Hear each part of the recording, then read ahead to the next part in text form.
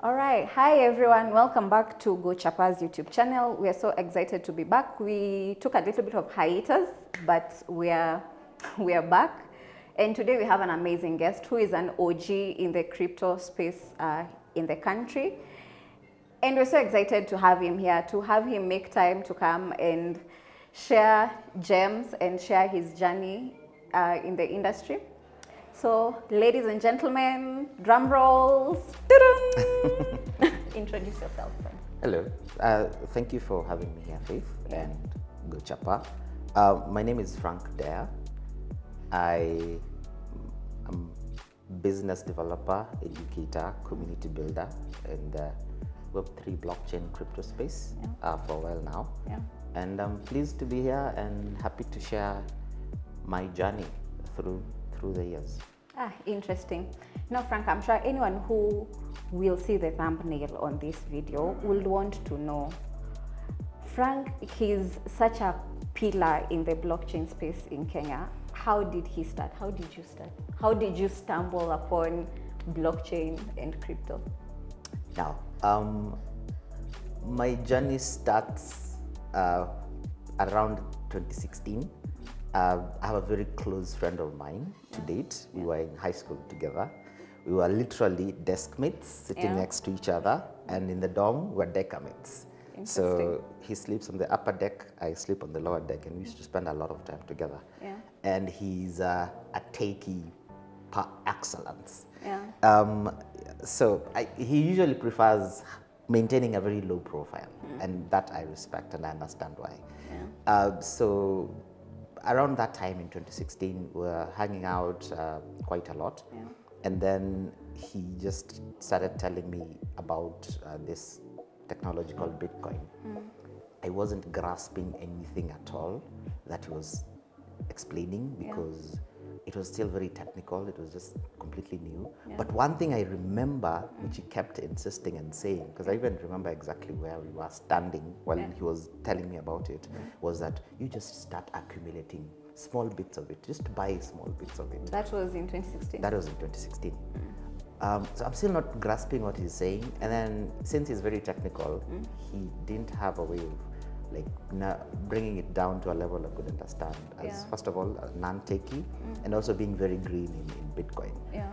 And back in 2016, there was very little information and resources that people could find to study what Bitcoin is and why I need to buy bits of it and whatnot. Yeah. So he just kept saying that, and I just didn't get it at all, and I let that slide. But then around that same time, he was getting a grant to run his startup, which was, I think, pretty much the very first blockchain startup in East Africa. It was called Bitsoko. And then he shared that with me and told me that he had set up an office somewhere and he got a grant and he wanted someone to help him run the place. I was like, yeah, sure. I mean, because we still go back, we go way back, even before crypto and Bitcoin. Yeah. We had been doing some startups here and there, just running around town trying to build something. Yeah. You know, we were really, to be honest, we had this vision of doing it the way Silicon Valley does it with our numerous startups in the past. You know, trying to come up with ideas, building a prototype, getting VC funding and all that. And that was completely unheard of back in the days. And all this goes back to when Nylab was getting started and all that, right? Yeah, so we team up, and since I'm usually the ideas person, and he's usually immersed in his computer code and whatnot, but I'm the ideas person, I'm the people person. If you call the office, you'll always find me. For him, he could be away for months. His phone is completely unreachable. So I stepped up and started running the operations of the startup, Bitsoko. And then we began now thinking about how do we expand this into something that more people can get engaged into. What was Bitsoko doing at the time? Bitsoko was mostly a research company. So the foundation that funded it wanted to get to know what it feels like on the ground. How can blockchain be used to assist people on the ground, you know, the small mama mbogas, can they use like micropayments using Bitcoin? Can they explore other functions of blockchain to enable trust? You know, just the basic features of blockchain. So it was mostly a research company, and it involved just doing a lot of community meetups, events, education, and all that. Yeah. But then I feel like the big break for me was in 2017 now, when we decided we're gonna do the very first blockchain meetup in Kenya, which we did at Moringa School. And the events of that day and that experience is what now propelled me into like the ecosystem. So that was your first time meeting the Kenya crypto community? Yes, yes. How big was the community? Oh my goodness. First of all, it was very random. And this is one of the things I really appreciate about the internet. Yeah. I sent an email to a lady called Alakanani Itilereng in Botswana. She's like an OG in Bitcoin in Africa. Yeah. She's the one that people used to refer to back then. And she's still even today a very good friend of mine, and we work on a number of projects here and there. Yeah. So I just sent her an email and told her, hi, we're planning a meetup in Nairobi. Would you be kind to come and attend? And she's like, okay, when is the date and whatnot? Just draft for me a letter, which I can get stamped and whatnot, and then I come over. And I also sent another cold email to another gentleman called Felix from the UK. He's Nigerian but relocated to the UK. Yeah. I told him the same thing. I was like, cool, just give me the details, I'll show up. So these two decided to honor our request and came over.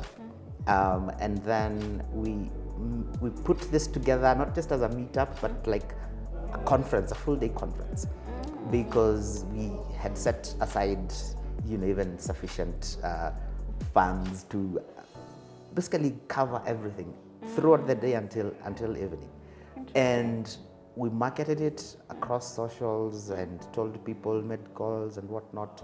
And we had an expectation of like over 100 people. Based off of the budget we had set aside. Yeah. But I think about only 30 people showed up for the whole day. Yeah. So it was. That's a very good number considering it was a first event. And if you look at that number and the current numbers that we have when we have blockchain and crypto events in Nairobi, it has slightly graduated, and it being basically the first event within the crypto space. I think that was a very, very good I think number. it could have been lower if we had not done it at Moringa, because at Moringa we had the advantage of getting some of the students to also come the in. techies in the school. Yeah, but then there was literally no community at that time. Yeah. No one was doing any sort of meetups. People who knew about crypto or Bitcoin were trading it, but then they're trading privately. Yeah. No one was like in the limelight trying to, you know, just initiate conversations around with other people. Yeah. And that's pretty much what I would say would have been my breakout point into the industry. Yeah, that's a very interesting. Now, looking at your bio, let's fast forward from now Bitsoko and now the community, and I'm sure between that and my next question, you guys, you pioneered you organized other events within the blockchain space, hence the role I'm going to talk about. Now, before that, how are people transacting before Binance P2P came into place? Or rather, even before P2P came into place, how were people cashing out their crypto if they wanted to? Yeah, for the longest time, there was only one known exchange, which was trusted and was literally in all the markets that crypto was operating in. And that was called Local Bitcoins. Local Bitcoins was the only place you could convert or cash out your Bitcoin or even buy Bitcoin on. And they were very reliable, it was trusted, it was very popular, and it literally was the only place that people knew where to go to. And in fact, back in those days, it was still mostly a conversation around Bitcoin, you know, before Ethereum came in and then blew up into this all these many other ecosystems. Yeah. So it was local Bitcoins, and that pretty much was where people would go to. Did their exchanges. Yep. So just talk to us briefly about now Binance coming and approaching you to be part of their peer-to-peer, to spearhead their peer-to-peer exchange. Yeah, how did that go about? Yeah, so what happened is after BitSoccer, in between we were doing some other projects, and one of the projects we were doing was called Eternity Hub Africa, and I had funded it with a couple of friends. Yeah. We were basically we were actually working with the Eternity blockchain. We were meant to just educate the community and grow the Eternity ecosystem across the continent. And we worked together on that, I think, for about a year as well. And in fact, just to take you back a little bit on the community conversation, Yeah, sure. when we did Eternity, we actually used to host a lot of meetups and events. Yeah. But then now the funny thing is, you'd have the meetup having quite a lot of people, but you host one at Nairobi Garage. Yes, there's a nice bunch of people coming in. You host one at a random hotel in Nairobi.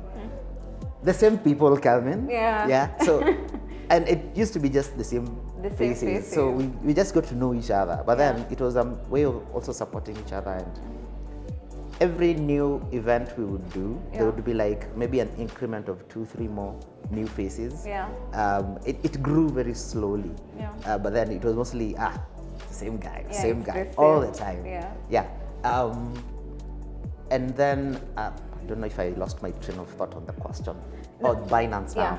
Now P2P coming to place. Yeah. So Binance were looking for someone to establish the P2P operations in Kenya. Yeah. And then some of my friends from Eternity called me up and told me they'd been approached. By this time they were running a completely different venture. Yeah. And then they said, by the way, we know someone who can do that. And then they reached out to me. Yeah. They asked me for like a small documentation of how I would be able to grow Binance P2P in Kenya. I just put together everything I knew about the ecosystem and how to get into the market and develop business here. Sent them over with a brief chat, and then they sent me a contract. And so that pretty much brought me as the first Binance hire in Kenya, which was for me a very big deal. Yeah. Because Binance, even to date, it's like the Google of crypto. It's like the biggest ecosystem in there. That was very exciting. But then, if you allow me, Binance for me was like baptism by fire. Yeah. Tell because us about it. I have, for the longest time, I've just been used in working in a startup environment where I do things my way. Yeah. I could follow some rules or not. Setting your own structures. Yes, and I've always even set my own calendar. But then with Binance, it's an established organization, which is actually very big, and it's distributed across the world. So your team members are in Germany, Japan, and all that. So if you need something done by guys in tech, you have to be maybe up at 2 a.m. because that's when you're gonna be able to find time them. difference. You need to have daily calls early in the morning, and since you're just establishing in Kenya, you'd have to work very long hours because there's so much to figure out. And also, this is happening when COVID was hitting. So there's a ton of limitations, but then there's a ton of expectations. So it really grew me into understanding how most of corporate work. Yeah, that's interesting. Let me just take you back to the community part of it, and it's so interesting considering Web3 is all centered around community and all of that. I just want you to do a quick reflection of the community back in 2016 and the community as you know it now that 2024 is ending. That's how many years? 8 years, if I'm not wrong. This is the 8th year now. Yeah. How has it been from your eyes? How has it been? Okay. So the community has been evolving just the same way the technology has been evolving. Yeah. When we got started, even when I was just getting into this space, the conversation was about Bitcoin, not blockchain. Yeah. And then it switched to blockchain, not Bitcoin. Yeah. And that switch from Bitcoin, not blockchain, to blockchain, not Bitcoin, was actually fueled by the rise of Ethereum. Because now Ethereum brings in the ICO phase, the initial coin offerings, where people could raise money from all over the world by just putting out a white paper online. Yeah. And it gave rise to all these altcoins that you see and all these projects. Yeah. And then after the ICO boom, and after all the projects failed, most of which did, then we started getting into a conversation around STOs. You know, this is now a better way of raising funds globally with the ability to scale your project. Then that ended, and then now I think we got now into DeFi, which was also a phase which brought in new technologies, new people. And then I think around that time, later now we start having NFTs. And during every phase, you see new people coming in. And in fact, I want to specifically note the emergence of the community builders we see right now, especially when the NFT boom was just getting into the phase. Now there are, you know, younger people and there are degenerates who have gone through the DeFi phase. They're like, they don't do any rules, they don't have any rules. They don't do KYC, they just want to do things their way. They want to get in, make a quick buck and get out. But then at this time, you remember there are still those, what we call OGs from back in the day, from 2016, who are still all about, you know, Bitcoin only.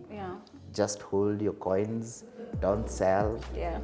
So there are those that still exist. But then in between all that, there's still this technological evolution in the space. So much happening, so much taking place, and new people also coming in. Some people even coming into the NFT or crypto space or Web3 without even knowing what Bitcoin is, because for them now, Bitcoin doesn't even matter. You only do like NFTs on Ethereum, you know, that sort of thing. So it kept bringing in new people, and of course a lot of people also dropped out along the way, especially with the emergence of a ton of scams. I mean, with all these projects emerging from everywhere, there was a lot of them that were also very scammy. And people wanted just a way to invest the money. And everyone was, now, which unfortunately is a misconception with the crypto space, is that it's a get-rich-quick scheme for people, which is not true. So people would put in their even life savings and then on a scamming project, and then it just goes. And then coupled by that also, the trust that people had on certain personalities. And if you can remember FTX and SBF, it really shook off a lot of people, unfortunately. But then over time, it's just been accumulating new people, some dropping off, but mostly just being like a gravy train that is just picking people along the way as you go. Different age groups, different interests. There's the, you know, Bitcoin maxis, and there's the Ethereum maxis, and the others are just in for the money. Like right now, we are pretty much still facing, not going through the meme coin phase and the boom. So that also has now a completely different generation. Like now Gen Alpha is getting into crypto. And for them, they don't care. If they have $100, they're gonna ape into like a meme coin like Mudang or whatever. And then they either make quick buck and get out, or they stay for the long term and then just keep aping into different projects.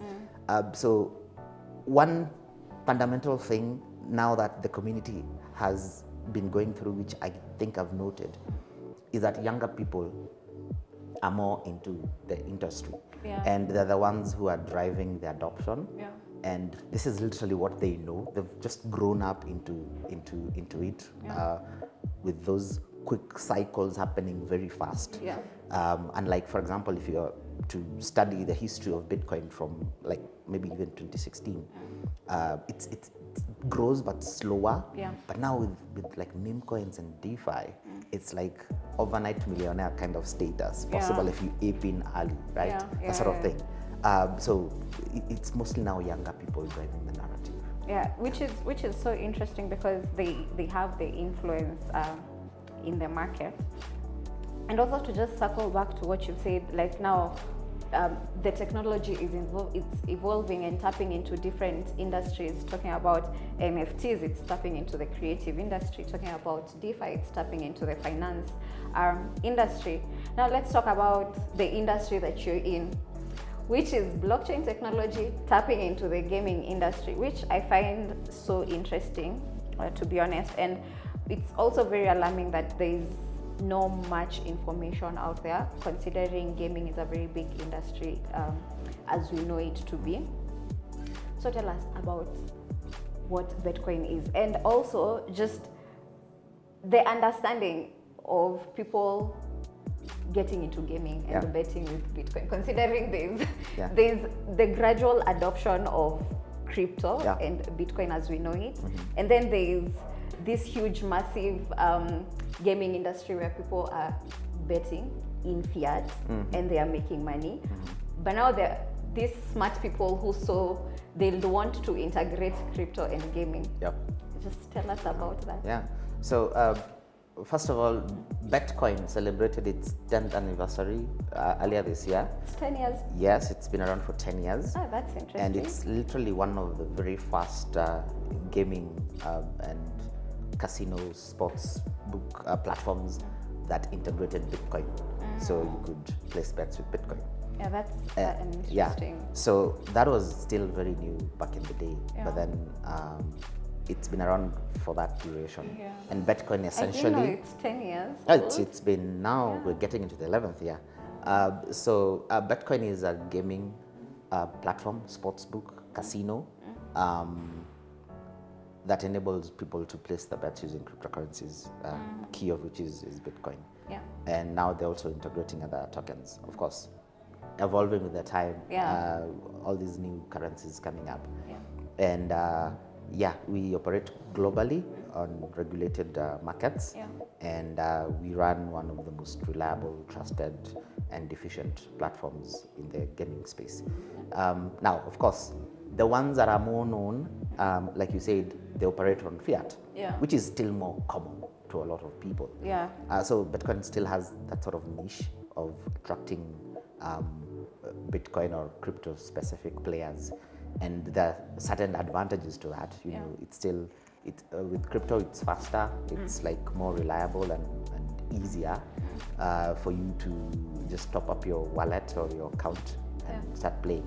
If you want to cash out your winnings, you do that instantly. Just provide a wallet address and then quick into your wallet, into your account. Interesting. I would want to know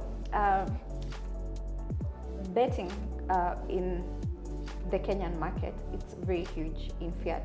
I would want to understand how is it in terms of because I think we've still not reached there in terms of adoption of crypto, more so transacting, because most people within the market I would like to think they are holders or they just trade and that's it. But now getting to a point where you're using your crypto into like in other ways, gaming being one of them. How is it in the Kenyan market? So actually our biggest markets for Bitcoin specifically is not in Kenya, and there's usually this niche about M-Pesa. M-Pesa pretty much has covered a lot of things that even a lot of fintechs are not able to do or may not even be able to compete with. So with M-Pesa being present in Kenya, a lot of people still prefer using M-Pesa if they want to place their bets in whichever platform that you use. Fiat in this case. Yes. So, but then for other markets that we are more bigger in, like South Africa, Botswana, and I think Nigeria, Uganda, yes, there's traction, and a lot more people utilize betting using crypto. But Kenya particularly, M-Pesa has really taken over and it's dominating that space. So like if you were to really get a big chunk of the Kenyan market, you might have to integrate M-Pesa, but that is not something I think we would want to integrate anytime soon. I want to know, do you think once crypto is regulated, in the country, will it open doors into now this industry that you're in? Absolutely. And now the funny thing about regulation is when we were starting out back in the day, we were like, regulators can go to hell or something along these lines. And we were being driven by the philosophy of the cypherpunks, you know, those early Bitcoiners who are all about being on one side of the law and the law being on the other side, or regulators, and just not having to mix with them and trying to get out of the system. Yes, exactly. So there was no thought at any point back in the day that people would sit down on the same table with regulators and try and figure out things together. It was all about Bitcoin is coming to kill the banks. You will be your own bank. They will never be able to know how much you have. That You sort don't of want thing. systems. And after everything that the industry has faced over the years, you now realize that you have to really tone down on that rhetoric, and you have to really sit down soberly and kind of tone down on your degeneracy. Because regulations are actually also there to protect the users. For sure. Based off all the scams and all the money that have been lost, regulations are pretty much have to be clear. And of course, if regulators can come in and just give direction with reason, and they can't do this with reason without talking to the players in the industry. You can just come up and say, we're going to tax 3% of every transaction. What are you taxing? Are you taxing the trader? Are you taxing the exchange? And then if you're taxing them, so do I pay you my tax in Dogecoin, or do I pay it in USDT or in Bitcoin? Do I convert There's it just into so fiat? much to figure out. And then since the industry keeps evolving, there's certain technologies that come up. At what point do you come in and start saying that now we're going to regulate this and that? And I feel like that's a conversation that has really happened a lot in the US, which has taken the lead in trying to address these things with the SEC. And even them, they're complaining, the players in those markets, in the US, for example, they're complaining that the government comes in through the SEC, I think, and just says, we are putting an order because you are trading a security or trading this asset which is not regulated and that sort of thing. But then you're like, you had not even put out the rule that is this a security or not. You had not even asked us anything. You just came up out of nowhere after we've been operating for months. And then there's a charge, that sort of thing. And that has been very unfair. And that has also been one of the things that if you would understand, we all understand, is some of the reason that now even Trump won the elections, because he was, pro crypto, Bitcoin, and he was like, I'm going to support the industry. So if he actually comes in and does that, regulates the industry, we're going to be operating in a more leveled playground, more clear regulations and rules. And that, of course, by extension, any industry that is utilizing crypto for whatever reason, including gaming, it's going to spur its growth, and people will have a very clear way of operating within that ecosystem.